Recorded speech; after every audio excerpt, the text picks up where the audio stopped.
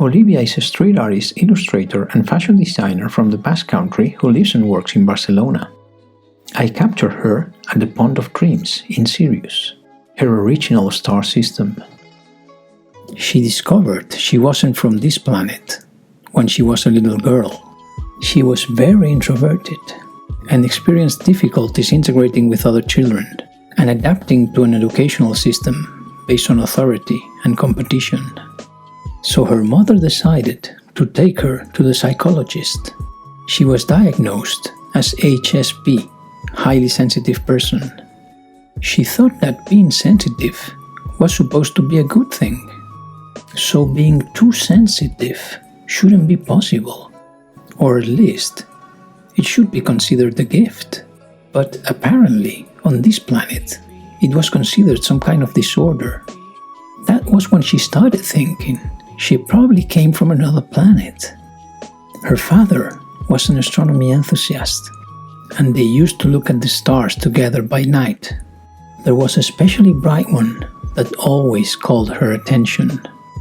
Her father told her it was Sirius, and that it was so bright because it actually wasn't just a star, but two.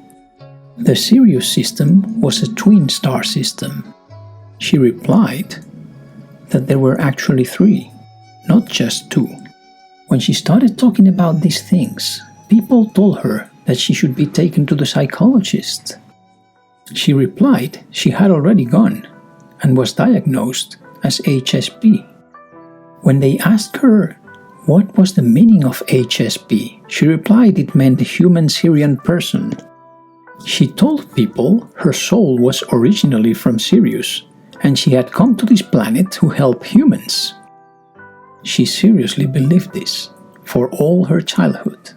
But as years went by, people convinced her these were just childish fantasies, and she finally moved away from them. Many years later, she met a woman from Latin America who introduced herself as an Akashic healer. This woman told her that she was in fact a starseed that incarnated on Earth in service to others to facilitate the planetary ascension and the rise of the new humanity.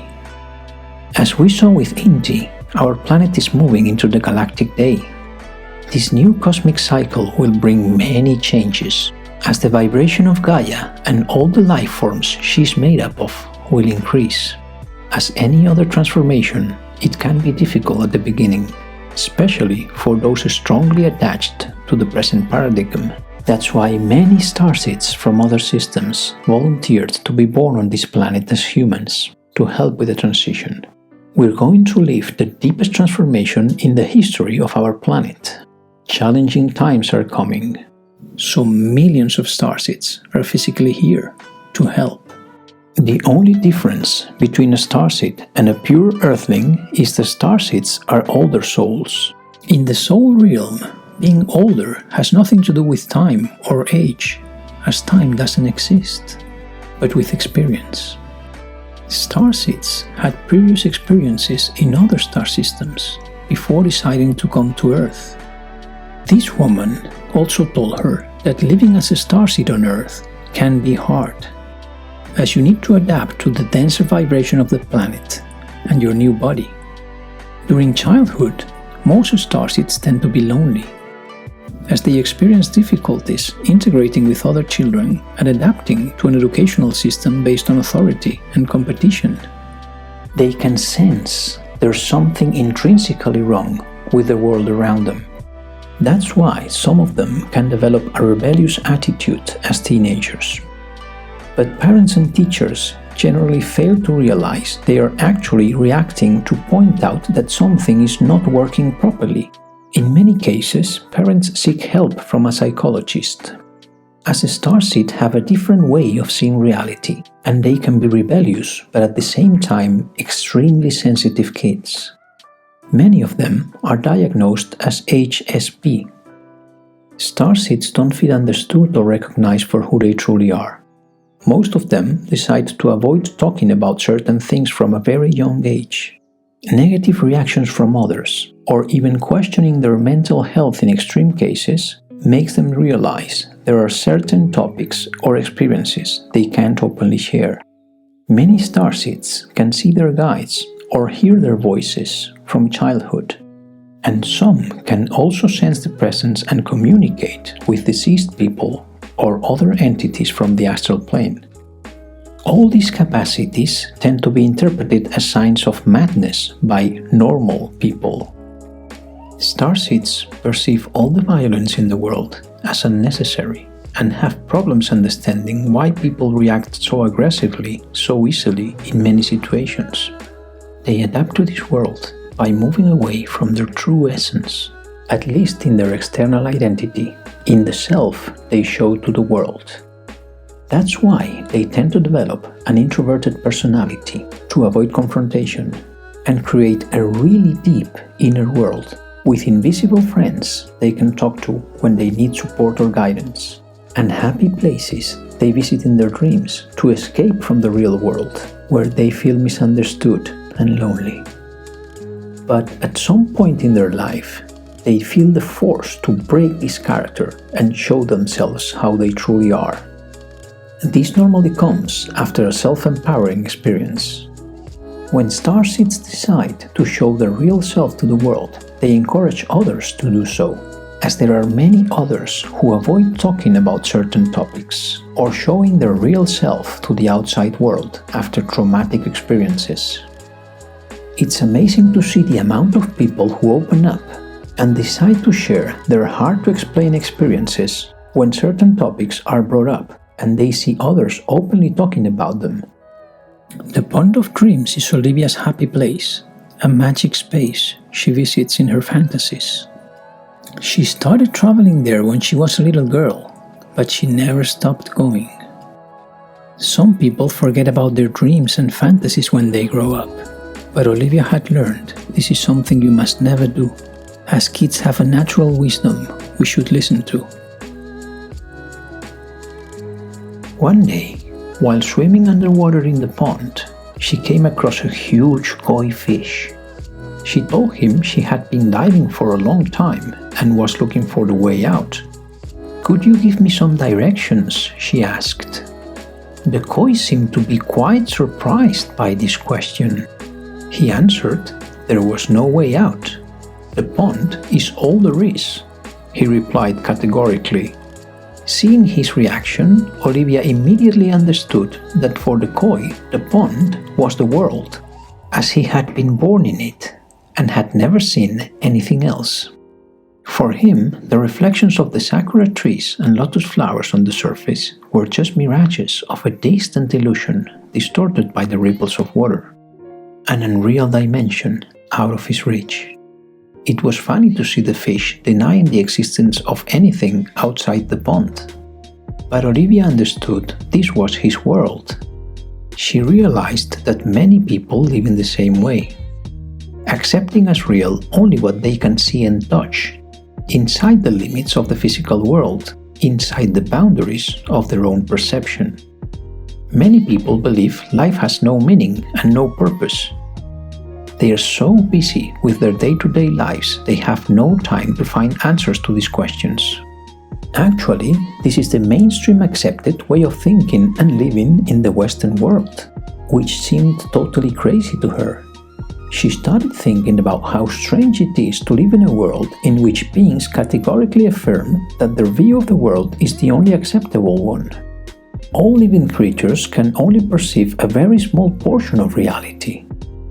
How can anyone believe all that exists is only what they see? We can't see atoms, we can't see the universe, but we don't think they don't exist. While reflecting about these ideas, which she found to be incredibly surreal, she realized she had been diving for half an hour without breathing, and she was having a conversation with a big fish. These inexplicable facts made her realize she was in the world of dreams, so she could get out of the pond whenever she wanted to, as the whole reality she was experiencing was generated by her own brain, so she had total control over it. She just started levitating and came out of the water, floating in the air. The koi was totally astonished, as he had never seen anyone getting out of the pond. while Olivia was becoming more and more conscious of her own power, being able to control the water and the trees, bending reality at her will. When her whole body was out of the pond, she decided to let go of her purse and scarf in a symbolic act of liberation, getting rid of all the weight she was carrying along. Her silk scarf started flying away, carried by the wind, calling the attention of a passing by dragonfly, while her purse fell down, opening up, leaving a trail with all the objects it contained on its way. At this point in the dream, everything started slowing down, and she could see all the little things, keepsakes and trinkets floating out of her purse, as if they were falling upwards, levitating with her. She looked at them and realized each one had a very special meaning for her. They were like pieces of her life, memories of her happiest moments, but also of the saddest times she had lived. She realized she was wearing her favorite dress, designed by her best friend, Elisa, which magically was already dry, and her kimono with pink flowers and blue waves, which matched the whole scene so perfectly. She saw the little Buddha statue she bought on her trip to Japan, a journey that totally changed her life. She remembered how the boy from the small shop in Kanazawa where she bought it very carefully and delicately wrapped it up in a beautiful gift wrap with pink flowers and blue waves. She could recall his delicate hands with long fingers and the paper design so clearly. She could even hear the sound of the paper being folded as a crystal clear memory. It seemed to be as real as being there again, or even realer, she thought. She remembered the feeling she had when she thought she had never seen that boy in her life, but he was so carefully and delicately wrapping up the figurine for her. She felt a deep emotion just observing him. She had a feeling of being loved by someone she didn't even know, someone who didn't even speak her language. The way he was wrapping up the statuette with so much care communicated a lot more to her than any words he could say. For a moment, she was about to start crying, but she felt ashamed and contained her tears. When the boy handed over the wrapped up Buddha, he could see her watery eyes and sensed her emotion. He responded with a wide and pleasant smile. He wasn't smiling just with his mouth, his whole face was smiling. His eyes seemed to glow. She smiled back while thinking that sometimes we can express so much without using words. Then she quickly left the shop to avoid crying again. The idea of crying over this situation made her feel kind of stupid or fragile, or maybe both. A few days later, she visited the onsen in Kusatsumachi to have a bath in the hot spring pool. Onsen means hot spring in Japanese. Japan is a volcanically active island, so there are many natural hot water springs all over the country. But the Kusatsu Onsen is a very special one, as it is found on top of a hill covered in snow during winter. To get there, you must go up a narrow stairway and then walk through the forest. Once you get to the onsen, you can enjoy a warm bath in volcanic water in the middle of a snow-capped hill. It was early in the morning on a working day when she arrived, so the onsen was practically empty. When Olivia was enjoying this unique experience, some dense clouds covered the sky and it started snowing. She could see the snowflakes melting as they touched the hot water. She felt protected from the cold by the hot water coming from underground, from Earth. It was like a huge embrace from a loving mother. She suddenly felt so small and fragile inside the onsen, like a baby. She thought that without the protection and warmth of this giant compassionate mother, she could not survive. Her brain stopped thinking for a while she was contemplating the beauty of nature from the safety of the hot spring. She started feeling her skin tingling and the feeling of being loved she had in the small shop in Kanazawa returned to her as a deep emotion. But with one difference. Now the love was not coming from a boy she didn't know, but from Earth herself. This time, she decided not to hold her tears, as she was practically alone. The few people she could see around were too far away to realize she was crying, so she could get carried away by emotion. As she closed her eyes, tears started rolling down her face and dropping into the onsen, disappearing into hot water together with the snowflakes. Compared to the size of her teardrops, the hot spring seemed to be like an immense ocean. She cried for a long time, or maybe not so long. It was hard to tell, as the feeling of time seemed to be disappearing. She knew she was going to remember this moment for the rest of her life, this timeless feeling of love. When her tears started going away, it stopped snowing.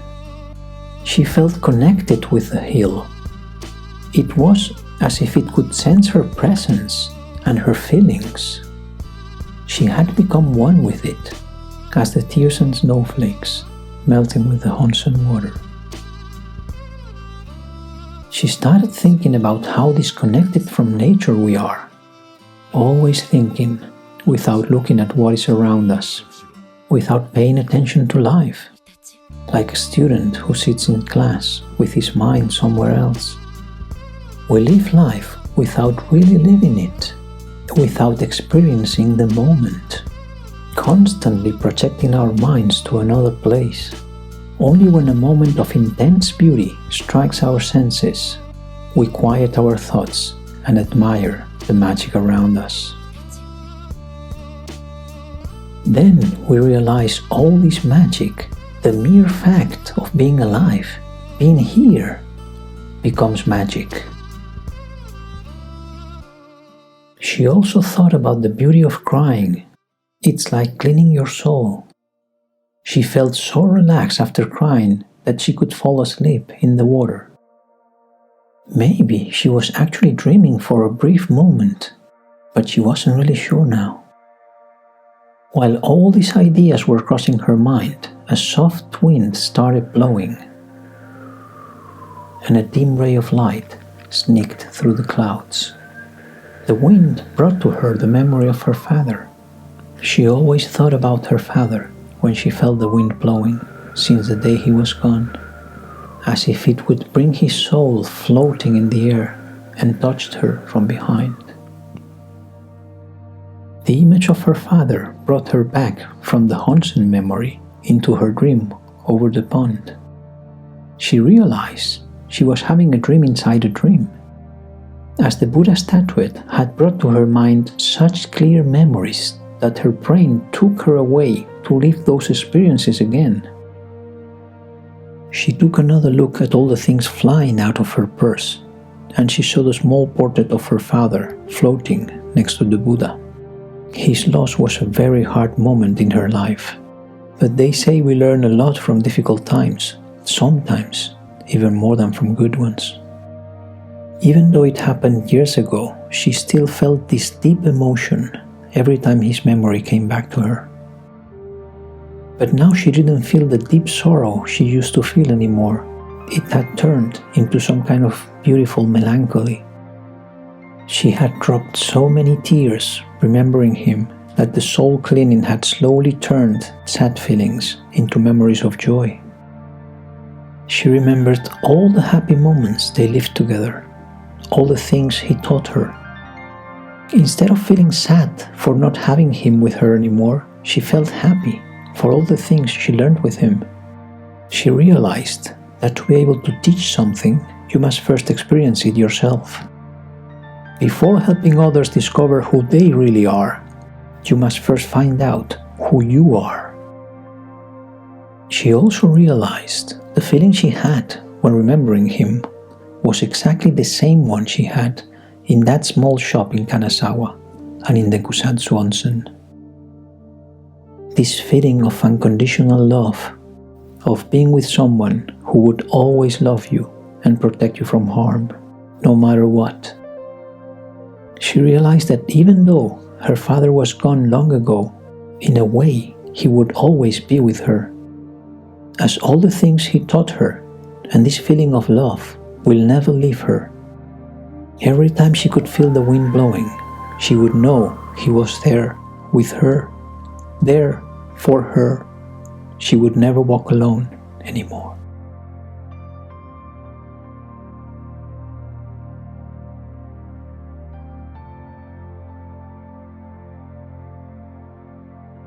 Then she saw the Virgen de Guadalupe figurine and her Game & Watch. The figurine suspended in the air reminded her of her trip to Mexico with her friend Juan Pablo. She met so many beautiful people during that trip. She discovered that Mexicans are a lot more open-minded than Europeans when it comes to certain topics. She could talk openly with almost anybody about many things she normally kept to herself in Spain. The shiny Game & Watch was almost like new. She remembered she got it as a birthday present when she turned 12. Her brother also got one for his birthday. His lasted 2 months. After playing with it for a few days, he opened it up and ate the batteries. He said they looked like small round pills. He had to go through stomach cleansing at the nearest hospital, while hers looked like brand new 40 years later. This was proof she was a special child. She treated all her things with care and love, like the boy with delicate hands and long fingers from the Kanazawa shop. She continued going through the things flying out of her purse, and she saw the Transcend pen drive her boyfriend gave her. She used it to take her digital designs to the print shop to make big posters for the streets. She realized she had never paid much attention to the USB brand name written on it. Now she could read it perfectly as the USB was suspended in the air. She had the feeling her vision was sharper, as if everything was suddenly crystal clear, even the small letters printed on the pen drive. The word transcend made total sense in her current state, as some kind of synchronicity, as if everything was linked together at some deep level. Space and time, past and future, words and thoughts. She had the feeling that everything is somehow happening at the same time and comes from the same source. She wasn't sure if she had fallen asleep while having a bath in a onsen and was dreaming about floating over a pond, or if she was actually floating over a pond and just had a dream about having a bath in a onsen. All she knew was she was at her happy place once again. She had this familiar feeling of having a déjà vu, like seeing the same print of your old kimono you know so well on the gift wrap of a shop in Kanazawa. This feeling of having been already in a place you think you're visiting for the first time. You know it's the same place, but at the same time it feels different. Then you realize the place is the same. It is you who has changed. Being able to float over water instead of swimming under it, bringing new experiences that help you finally understand something you have the feeling you already knew somehow, but needed to experience. Like space-time bending over itself when you feel exactly the same emotion when remembering your father and seeing a Japanese boy wrapping up a Buddha statuette in Kanazawa with his long fingers and delicate hands, using that gift wrap with pink flowers and blue waves. Like coming back home after a journey so long you forgot you had a home. Feeling wiser and recognizing the place with your new eyes. She now finally understood that we actually learn through emotion. We have this idea that learning is based on memorizing information using words, but we only truly learn something when it touches our feelings, when it leaves a mark in our soul, because that's what we take with us when we finish our journey.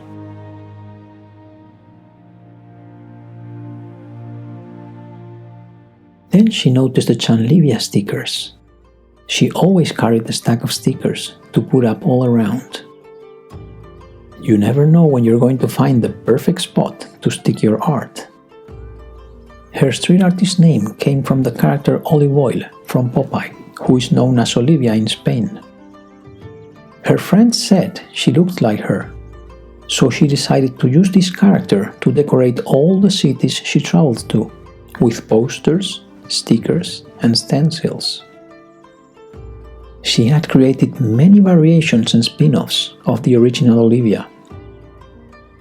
Olivia was based on a character from Street Fighter, the popular Japanese arcade game from the 80s. She remembered all the time she spent putting up Olivias all over the place. In Barcelona, Paris, London, Istanbul, or anywhere she went. So many memories came to her mind. Running away from the cops when she was caught painting by night in Barcelona. Her first exhibition at Miscellanea Gallery. Sneaking inside the abandoned building of Carabanchel prison in Madrid to paint. She could see all these moments passing through as if she was inside a train traveling through time. Then she saw her favorite glasses with the purple lenses. She remembered she said she loved to wear them to see the world in a different color. She started thinking about how our mood affects so much the way we see things. She recalled being totally stressed out when running away from the cops. But now she saw it as a fun memory. Watching it from the calm distance made it so different. Then the C-3PO figurine called her attention, her favorite childhood toy. She remembered how much she loved Star Wars, because it allowed her mind to travel to a galaxy far, far away, where everything seemed possible. She felt a strong attraction to the stars, since she was a little girl. Apparently this is very common among starseed kids. They remind them of their forgotten home. She thought about how great science fiction is. Thanks to it, we can imagine a potential future and start dreaming about its possibilities. Finally, she saw the Dara's passport to the land of dreams. This was actually a present from another artist. She remembered the day that Dara gave it to her. "Never stop following your dreams," he said. The best advice she had ever been given. Of course, she thought, she needed to carry it in her purse to be able to reach her happy place. She didn't know if she had put it there before or if it had been inside her purse since the day that Ada gave it to her, or even before. All she knew was it was there because it had to be there, as the rest of things, all of them. Everything was perfectly in place. All things were exactly where they had to be. If something seemed to be out of place, that was because it was meant to be that way. Now she could see it all so clearly, in a perfect dream. When she started thinking about dreaming, she realized she had been floating inside this lucid dream for a long time now. Normally, her moments of conscious dreaming were ephemeral and slippery. It was hard for her to keep control and stay inside them for a long time. But this one seemed so different. As if time had stopped and she could carefully analyze all her surroundings, suspended in space and time. She realized she had revisited the most important moments of her life, the happiest memories and also the saddest times. But somehow, sad times didn't feel so sad anymore. She saw them as life lessons from the place she was now. She thought about how life itself seemed to be a dream. A really long dream while we're inside it, but just a fraction of a second when we look at it from the perspective of our timeless consciousness. A short experience, but one from which we can learn so much. She felt more awake than ever before, even though she was supposed to be dreaming. The feeling she had now was that her entire life was just a dream, while this dream was reality. She saw her life as a story, a beautiful story, the story of a lifetime. She finally understood everything. She could finally remember who she was. And she realized something she had never thought about before, but that seemed so obvious now. She could finally see the meaning of life. We are in this world, but we don't really belong here. We experience this life, but we come from somewhere else. We are here to learn from the experience of life, from the story we create while we live it, from the story of our life.